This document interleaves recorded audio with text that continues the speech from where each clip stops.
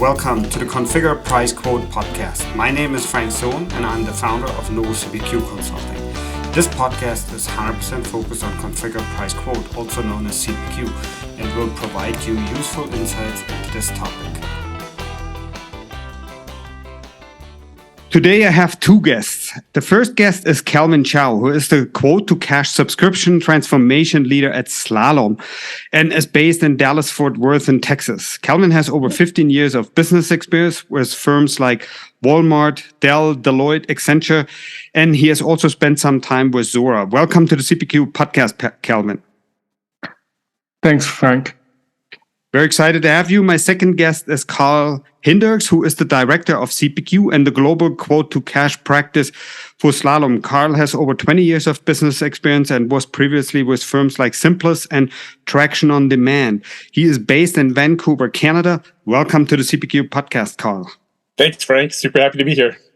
Super excited to have you both. Then let's start with Calvin here and tell us a little bit more about yourself. What did you do before you joined Slalom? Sure. I spent around 10 years in large consulting firms such as Deloitte, Accenture. Before joining Slalom, I started my career focusing in pricing strategy, implementation, before really focus on CPQ and quote-to-cash. And I really enjoyed the transformation aspect of the project, so I've invested all my energy into this space. I'll turn over to Karl. Excellent. Yeah, Karl, same question for you. What did you do before you joined Slalom? Yeah, great. Before Slalom, I spent about a decade in the utility billing industry, water, gas, electricity. After doing that for an extended period of time, I decided I needed a bit of a change. So I actually spent about 4 or 5 months in the film industry doing a bunch of background stuff. So if you ever watch a bunch of episodes of the X-Files, you might catch me in those ones. After I decided, my acting career wasn't really going to go anywhere, I got back into consulting and I, got involved in Salesforce, found CPQ, and I haven't really looked back. Very cool, very cool. So that was quite a change. Excellent. Karl, then let's continue. What's the most exciting part for you being in the CPQ space at this time? I think the most exciting part right now is seeing the explosive growth in the space, right? Whether it's in the enterprise ecosystem and seeing how CPQ can really disrupt some of these gigantic unwieldy systems and streamline processes, but also just seeing all these spin-off tools that are kind of coming in to help support the core products. There's a lot of things going on, and it's a very exciting place to be right now. Excellent. And then let me ask you a different question, Calvin. So what's one thing you wish you would have known when you began your career that you know now? I think I wish I learned time management better. You can only have so many time in life, and then, it's better to actually prioritize and make sure you actually use your times wisely. So I urge all the listener to actually assess their effort and outcome before actually spend your effort in there. I think that will definitely help my career. That's very good advice, I think. Excellent. Then let me both ask you a question that I ask every guest on the CPQ podcast. And let's start with Calvin. What do you like to do when you don't work, Calvin? I love to actually do exercise outside. It allows me to stay active, and when I'm running, I'm not using my phone, so it allows me to break away from work completely. So I definitely enjoy just doing exercise outside. And what kind of running do you do? Is that sprints? You're doing half marathons, 10K? What kind of running do you do? I have done marathon before, but I've been too lazy recently, busy with work. So I've been doing more hiking in the hills and mountains. Okay. And you did that when you did the marathon? Was it competitive or more for yourself to show you can do it? No, I just want to really compete against myself and see if I can actually do it. So I actually didn't do a lot of training upfront, but I was able to complete it. So I was really happy about the result. Very cool. Karl, same question for you. What do you like to do when you don't work? For me, really, travel and volleyball are my biggest passions. I've played volleyball for many years, and I've been fortunate enough to have the opportunity to play tournaments all across the US, also in Europe. I played some Copenhagen and some Cologne. Not super competitive, I'm definitely not at that level. It's more an excuse to travel and go to these different places with friends. I still play a lot these days. a lower level as I get older. And I'm finding I tend to give back a bit more, right? I'm on the board for one of our local sports organizations. I do some mentoring and some coaching. So that's kind of, how I fill up my my extra time these days. Very cool, very cool. So I know my daughter was doing volleyball as well, right? So, and I know the volleyball tournaments typically start very early. Yes, they do. Full day events. And I thought when I had to play it a little bit, it really hurts your hands, right? So the wrist and everything, you really have to get used to it. So for you, it's fine. You still enjoy it. Absolutely. And I still play here at home. I play 2 or 3 nights a week. I still play tournaments at least once a month. Again, at a lower level these days, though. Oh, wow. Very cool. Very cool. So then let's switch gears. And thanks for sharing that, by the way, right? So let's switch gears a little bit and let's talk about Slalom. Kelvin, please tell our listeners a little bit more about what Quote-to-Cash and CPQ related consulting services Slalom offers. Let me just go a little bit to talk more about Slalom. I think he's not as big of a name in the consulting space, so I just want to advertise about Slalom first. So Slalom is a modern consulting company with 13,000 consultants around the world. In terms of offerings, we do end-to-end consulting services from business strategy, process improvement, solution implementation to change management. And our team is really focused on Quote-to-Cash, which means we cover CPQ, CLM, billing. So we actually take a look at the whole middle office holistically. And then in terms of the differentiator for Slalom, it's only company that I know of that actually have an onshore model only. We don't do anything with offshores. And then we also really like our customers, so we actually have a free customer office hours. So they can come to our office hours to actually ask any question they run into as their business has evolved. Very cool. One thing which is important in that context is also, I guess you're focusing on all industry, all geographies, and all customer sizes. Is that true? Or yes, we have offices internationally. We have Canada office, UK, Germany, Australia, and Japan. And then we actually focus on all industry, mostly mid-sized to enterprise company. And Karl, do you offer any proprietary products for CPQ in Slalom? When it comes to other products, we typically leverage best-in-breed supplementary tools that exist in the ecosystem, right? Things like Prodigy for your DevOps, Zillion for complex pricing, Logic.io for visual configurators. At Slalom, we really focus more on the delivery side of things. So our internal IP is typically more along the lines of quick starts tied to things we've encountered, right? For example, we built some interesting connectors for manufacturing cloud to CPQ to e-commerce to allow like a full end-to-end flow of sales data. We have a quote-to-cart piece of functionality that helps us integrate CPQ and e-commerce experiences.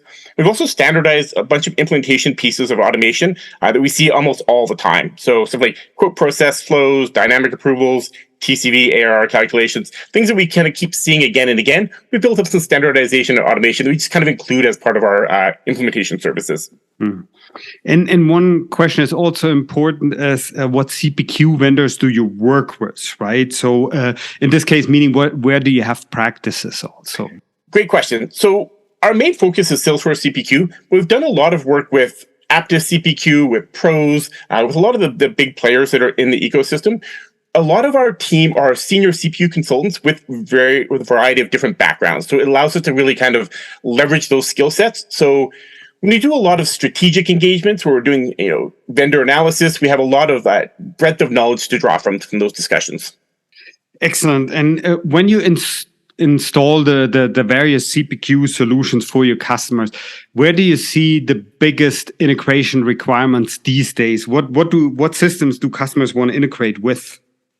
CLM and complex document generation tools like Conga and DocuSign are definitely some of the main ones we see implemented alongside CPQ, right? There's a growing amount of billing projects these days with tools like Salesforce billing and Zora billing, and as more companies move to these recurring revenue structures. When we look at some of our more recent engagements, e-commerce is definitely a fast-growing segment that we're working to do a lot of integration with. And when we look at the manufacturing side of things, our clients have quite complex PLM and pricing requirements. So we do a lot of side-by implementations with middleware tools such as MuleSoft and Dell Boomi. And one question here also, especially on the visual configuration side, you see more demand from various industries also on visualizations like 2D, 3D, augmented reality, virtual reality? Absolutely. Definitely a large growing requirement of that, especially in the manufacturing side of things, right? When we actually have physical products that people want to see and kind of see how they're going to adjust based off the options they select. Getting to those visualization tools is a big help for them. And is that now a growing demand on the manufacturing side, for example? Because on the software side, you obviously don't need visual configurations, right? So, but where do you see the biggest growth potential these days for visual? Absolutely. Like I said, the manufacturing the manufacturing side is the biggest growth area that we've seen. In my last 7 years working in the CPQ space, I had done 1 or 2 projects that included that. I've now got 1 or 2 this year that are starting to include that. So that may not sound like a lot of growth, but when we're actually doing these large complex implementations, that is a significant amount. Got it. Calvin, so when you look at the current demand for CPQ or as quote-to-cash solutions in general with your customers, right? How would you characterize that? Is that impacted by the current worries about the economy worldwide, or you don't see any impact from that?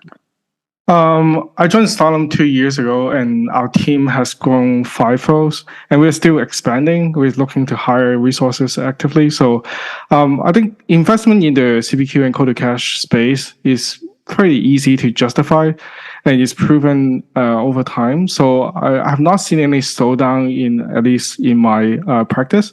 And things are actually picking up in the EMEA and as well as the APJ region as we are seeing more opportunities. Excellent. So in this case, I know we always have a couple of listeners who are interested to learn more about the company, even to potentially apply at it. So how would you characterize the jobs that you're looking for? Who is someone that you look for to apply for a position in your team? I think someone that have the CPQ quote-to-cash experience is definitely a strong candidate to join our team, because our team is made up of people that's really experienced. I think average year of experience is almost 10 years. So we have made up with really experts in this space. Excellent. And anyone interested, so look at the show notes. So then you will see how you can contact Calvin and or Karl. Now, I want to go back to something you mentioned earlier, Karl. So the integrations with e-commerce have increased. Tell us a little bit more. What e-commerce solutions are you integrating with? And how often do you do that these days? The main ones we've been working with recently, again, are on the Salesforce side of things. So the Salesforce B2B commerce and the B2C commerce platforms. In my particular side of things, it's more on that B2B commerce side, where we're trying to provide end users or partners a lot of autonomy with their working, right? Kind of a bit more hands off. So they're really looking to leverage CPQ tools as a backend to do product management, complex pricing calculations, all those sorts of pieces, and then push the results of that to those e-commerce portals, allowing people to have that more partner-driven or customer-driven focus instead of always having to contact and reach out to sales reps. I just want to quickly chime in because we actually have partnered with Salesforce on the subscription management capability that has been just introduced by Salesforce this past year. And then so you have a lot of customers that's interested in learning more about the subscription management capabilities, because it allows them to actually use the existing storefront to actually use subscription management to actually handle their subscription, to send invoices to customers. I think that's a new feature that's been rolling out by Salesforce CPQ, and that definitely piquing the interest. Got it. And what are the top 3 business requirements you hear from your customers these days? For my part, I'm seeing a lot of companies, because of the macroeconomic factor, they have a renewed interest in pricing optimization, because they want to have a way to actually dynamically update prices. And then they also want to do more analytics to understand if the deals that has come up with by the sales rep is actually profitable. And that's also helping the sales team to actually have some kind of pricing guidance so they can negotiate more effectively. Got it. Anything to add from your side, Karl? Yeah, I think to build off that, integrations to complex pricing scenarios, that's something that we're seeing more and more these days. Trying to, integrate to SAP and other back-end ERP systems for order management. A lot of complexities around there, so there's a lot more needs around that. SKU rationalization is a key one as well, too. As companies have been maturing over the last X number of years, typically their product catalogs start growing astronomically. So kind of coming in and kind of working with them to understand, how we can use attributes to reduce that product catalog, and building off that piece, some form of guided selling. Right, we talked a little bit about visualizations, whether that's that aspect of it or more like a question and answer kind of thing. Those are the pieces that we're all kind of tying together a little bit and seeing a lot of requirements around those sorts of pieces.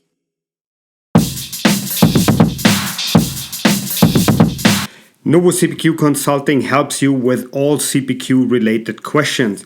For example, we help customers to find the best CPQ solution for their business, and we help customers analyze their current business process to determine if and where CPQ can help. Here it's important to point out that we are 100% independent and always look out for our customers first. This means for us also that we don't get paid by any CPQ vendor for providing them new customers or for any other services. We are focused on our customers and always provide the best available information to them. We also help system integrators to improve their services, and we offer the only CPQ industry subscription that provides monthly CPQ news and trends. We have many other services, so check it out today at novocpq.com. Send me an email to frank.sohn@novocpq.com to learn how we can help you with your CPQ questions, and keep us in mind when you look for 100% impartial CPQ advice. And I want to go back to something you mentioned earlier, Karl, and that's about SKU rationalization. I think that's a very important step, and a lot of customers do not pay enough attention to that early enough. So please tell us a little bit more, and if you have an example that may help even more. Absolutely. So that is one of the product catalog is the crux of CPQ, right? Everything builds off of the product catalog. So whenever we're working on any kind of implementation, the first thing we need to do is make sure that product catalog is ironed out. And a lot of that is that SKU rationalization. A lot of customers may have 5 different flavors of one particular product to capture slight changes that could actually be represented by like I said, a configuration attribute. So an example of this could be, I have a single license product, I have a 5-count license product and a 10-count license product, and so on and so forth. And instead of having all these slight different variances, I can actually have just one individual license and then do some calculations based off that to give us the desired outcome price. So those are the kinds of areas where we start bringing in, maybe we have 10 different products, we can convert that into one. We can take our 10,000 product catalog, bring that down to 1,000. It really refines the user experience from either a sales rep or a partner or a customer for exposing that on a external partner portal. A lot of great opportunities there. Excellent. Very good that you mentioned this point. When you sell projects to customers, how would you name that? Is that in a phase 0, or is that the pre-project phase, or how do you name the phase when you look at this kind of requirement? That's a great question. So there's 2 different aspects. One, a lot of our more complex customers, we try and work with them to have like more of a strategic initial phase with them, where we really want to try and align on stakeholders, make sure everyone's agreeing on the same sort of thing, make sure people are engaged, start the conversations around those product catalogs, start working with the client teams that understand that, and ideally start getting the clients some training around that, right? If we're actually changing or implementing a new CPQ platform, and we're going to be having all these conversations around how to set things up and use new verbiage that they may not be used to, that training aspect is really quite crucial to that, so they can actually hit the ground running.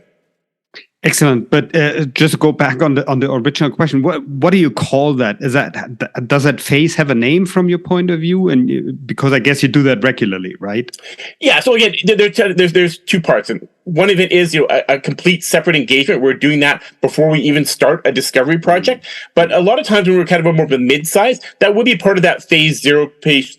It would be part more of that phase 0 portion of an implementation, where we're kind of getting everything ready. We use some Excel templates to provide them with the customer, so they can kind of start pre-populating them with information and get an understanding of what that product catalog looks like.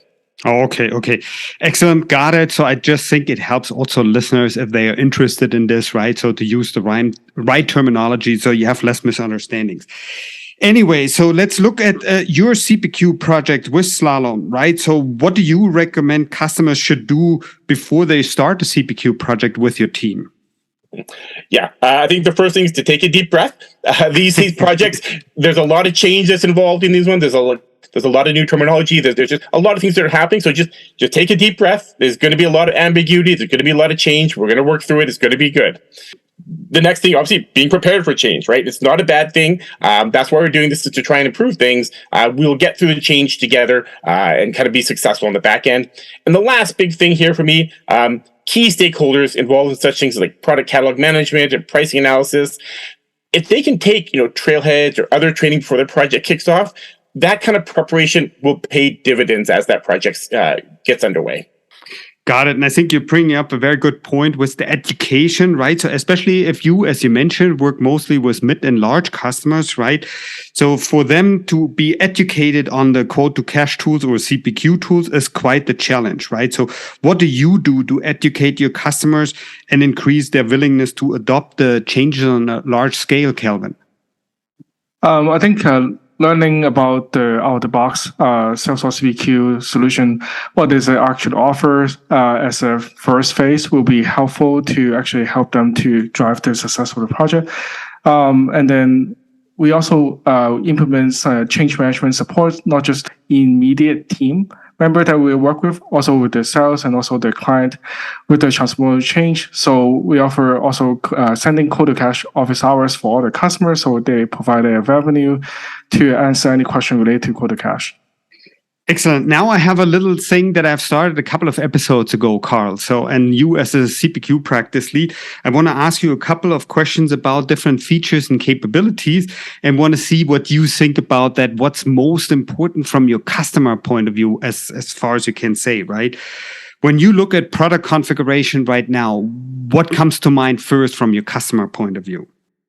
It actually kind of goes back to the earlier comment, right? Product configuration is it's a huge area in CPQ, right? Companies that have had rampant SKU proliferation are seeing the value of attribute-based products and pricing and how that can really improve both a sales rep and customer's experience. So companies are definitely hitting a wall in a lot of their current systems, and they're keen to really adopt these new structure so they can be scalable going forward. And that's one of the biggest aspects from a product configuration point of view. And one follow-up question on this one. You see a trend for more complex configurations or for simpler configurations overall with all your customers? Definitely a push to simpler configurations. A lot of times when we come into work with customers, they have a lot of, I'll use air quotes around flexible processes around how they do their sales motions. And this allows for a lot of complexities in the system, building up a lot of technical debt. So one of the things we really strive for is simplifying as much as possible, finding commonalities, finding ways to simplify our catalog, finding ways to simplify our processes. Excellent. Then the next one is pricing and advanced pricing. I think you mentioned earlier also something about Zilliant, if I'm not mistaken, right? And potentially price optimization, things like rebate management, simpler things like quantity and quality discounts and stuff like this. What do you think of when you think about pricing and advanced pricing? Price optimization is a request we're seeing a lot more in the ecosystem for sure, especially on the enterprise side of things. So much time and effort goes into creating pricing reports and different kind of Excel spreadsheets, and it's always long after the fact, right? Customers want to see recent price optimization data immediately as they're making the sale to a customer. So leveraging tools like Zilliant, PriceFX, these tools definitely help provide that information, that feedback at an earlier phase, and customers see a huge value in that. Excellent. So one follow-up again on this one. So especially since you mentioned Zilliant and PriceFX, you see a lot of CPQ solutions that mix the C and the Q with then more P-focused solutions like your PriceFX and Zilliant, or you think that it should all be in one solution mostly? We're definitely seeing a mix these days, right? Especially as we're working with some of our larger enterprise customers that have multiple different pricing strategies. Some of them are fairly straightforward. Hey, great, I've got a list price and some discounting. That's perfect for most CPQ tools. Other ones that are definitely more ad hoc, or they're not starting from a standard pricing point and they need to do a bit more building up of the price. we start seeing more challenges in regards to that. And that's when we start making calls to some of these third-party tools to really enhance that base platform. Excellent. Then quoting and document management, that's also something that has gotten much more advanced than it was 10, 15 years ago, right? So where you can select different forms, how it looks like, how it is presented to your customer, if you send them to a microsite or if you send them a PDF document or something. What do you think about, or what do you see from your customers concerning quoting and document management tools? Yeah, when it comes to output documents, it's one of those things that usually isn't listed as a high priority for the customers until we go to make changes. Then it's mission critical. So we've seen this time and time again. And so we really push customers to have these conversations about what output documents are needed, what they should look like as early on in their quote-to-cash journey as they can. And as we're starting to see more of those complexities, again, to an earlier comment I made, we're aligning with tools like, Conga and DocuSign to help with that document generation and document management aspects. And now I want to mention a couple of different capabilities and want to see which ones of these are most or least important to your customer. The first one is artificial intelligence and machine learning, visual configuration, virtual configuration, billing, and e-signature. What do you think? I've seen billing come up very often now because customer is having a separate silo CPQ and billing solution, is having trouble actually invoicing correctly to the customer. So having one single system across CPQ and billing definitely would help because you're actually having one single product catalog to update and everything going to flow through to the billing system as well as a reference point. And then you also help the revenue recognition as well. So I think that has been a frequent ask recently, and I can see a lot of customers going to move into one single platform going forward.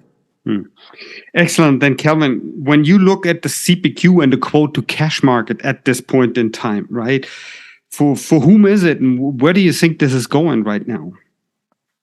I think CPQ for mid-sized market, I think is pretty much sufficient from an out-of-box standpoint. But as we are looking at more enterprise customers, they have a lot of specific requirements that's really unique to the business or industry.